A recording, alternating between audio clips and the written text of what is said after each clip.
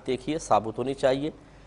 اس کے بعد منہ کھول کے ذرا دانت چیک کریں, تمام دانت ہوں یہ سب سے افضل ہے, ورنہ کم از کم اتنے ہوں کہ چارہ آرام سے چبا سکے. اگر اتنے دانت گر چکے ہیں کہ چارہ ہی نہیں چبا سکتا, اس جانور کی قربانی نہیں ہوگی. اس طرح نک کٹے کی قربانی نہیں ہوگی.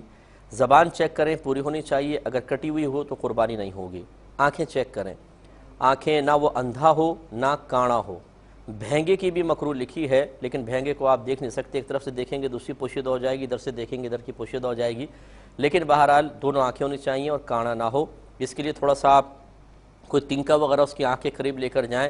اگر آنکھ جھپکاتا ہے تو اس کے مطلب آنکھ صحیح ہے, کیونکہ ہمارے یہاں ایک سے ایک ماسٹر لوگ ہیں, اور خصوصاً پاکستانیوں کے ذہن اس قسم کے کاموں میں بعض, مطلب میں ہر ایک پاکستانی کو نہیں کہہ رہا ہوں, خود میں بھی پاکستانی ہوں, لیکن ہمارے ہاں ایسے ہیں لوگ کہ آنکھوں کے اندر شیشے فٹ کر دیتے ہیں, کانا بکرا ہوتا ہے اور آپ پہچان نہیں پاتے کہ یہ صحیح ہے یا غلط ہے. اس لیے اچھی طرح چیک کر لیجئے. اس کے بعد کان دیکھیں, اگر پیدائشی کان نہیں ہیں قربانی نہیں ہوگی. ہاں اگر چھوٹے کان ہیں ہو جائے گی. اگر کان بڑے ہیں اور کٹے ہوئے ہیں تو غور کرنا ہوگا, اگر پورے کان کے سائز کا تیسرا حصہ کٹا ہے یا اس سے زیادہ تو نہیں ہوگی. مثلا 3 انچ کا کان ہے اور 1 انچ کٹا ہوا یا اس سے زیادہ نہیں ہوگی. اسی طرح کان میں بعض اوقات سوراخ ہو جاتے ہیں, یہ بعض اوقات تو خود کر بھی دیتے ہیں نشانی کے لیے. اگر وہ بھی پورے کان کی 1/3 کے برابر سوراخ ہے یا اس سے زیادہ ہے تو اس کی قربانی نہیں ہوگی. سینگ کا مسئلہ یہ ہوتا ہے کہ پیدائشی کا سینگ نہیں نکلے ہو جائے گی, پیدائشی کان ہو نہ ہو نہیں ہوگی, پیدائشی سینگ نہ ہو جائے گی. اور اگر جڑ سے سینگ ٹوٹا ہوا ہے, مثال کے طور پر جڑ سے بالکل, تو اس کی قربانی نہیں ہوتی. اور یہ جو اکثر گائے کے اندر ہوتا ہے کہ جو اوپر کے سینگ کاٹ کر اس کو ریتی سے گھس کے گول کر دیتے ہیں, اس کی قربانی خلاف سنت تو ہے لیکن ہو جائے گی. اور اکثر ایسی اب گائے آتی ہیں کیونکہ اس لیے اوپر سے گول کر دیتے ہیں کہ نوک ہو تو بہت زوردار کسی کے پیٹ میں مار سکتی ہیں, تو جانور کی قربانی سے پہلے انسان کی قربانی ہو جائے گی. اور اس پہ تکبیر پڑھنے سے پہلے مالک بکرے پہ قربانی یا مالک گائے پہ فاتحہ پڑھ رہے ہوں گے یا تکبیرات پڑھ رہے ہوں گے, اس لیے وہ اوپر سے گھس دیتے ہیں, تو یہ چل جائے گا.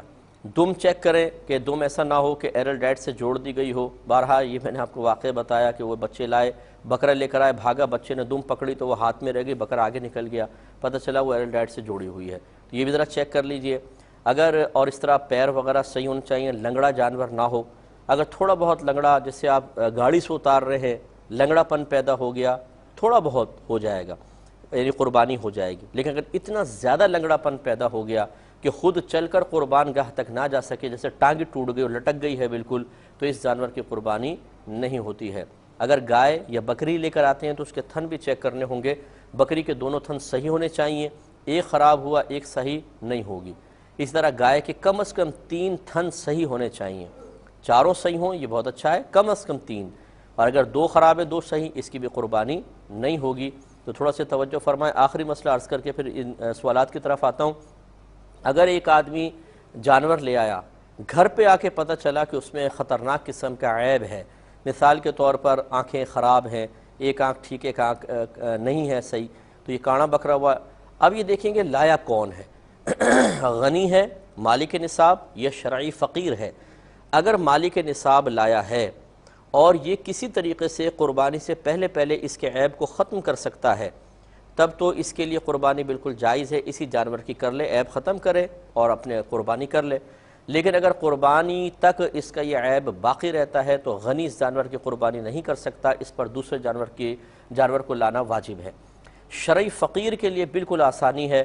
اگر یہ عیب دار جانور لے آیا غلطی سے, جان بوجھ کے نہ لے کر آئے, غلطی سے عیب دار جانور آ گیا تو یہ ختم کرنے کی کوشش کرے, بہت اچھی بات ہے. لیکن اگر اس کے جانور کا عیب قربانی تک باقی رہتا ہے تو کوئی مسئلہ نہیں, وہ اسی جانور کو قربان کر دے, شرعی فقیر کی قربانی ہو جائے گی. شرعی فقیر سے مراد جو مالک نصاب نہیں ہوتا ہے. وجہ اس کی واضح ہے کہ اگر غنی کوئی جانور خرید کے لاتا ہے تو اس پر قربانی واجب تو تھی, لیکن خاص اس جانور کی قربانی واجب نہیں تھی. لہٰذا یہ ایسا کر سکتا تھا کہ جانور لایا, اس کو بیچ کے دوسرا جانور لے لے اور اسے قربان کر دے, کیونکہ اس پر اس پرٹیکولر جانور کی قربانی واجب نہیں تھی, لہٰذا اس کے لیے رعایت نہیں ہے. لیکن شرعی فقیر جو جانور خریدتا ہے اس پر فوراً اس جانور کی قربانی واجب ہو جاتی ہے. لہذا اب اسی جانور کو اس کو ذبح کرنا ہوگا، اس کو یہ ادھر ادھر نہیں کر سکتا، نہ بیچ سکتا ہے، نہ اس کو رکھ سکتا ہے، لہذا اسی عیب کے ساتھ ذبح کرے گا، اس کی قربانی اللہ تعالیٰ قبول فرمائے۔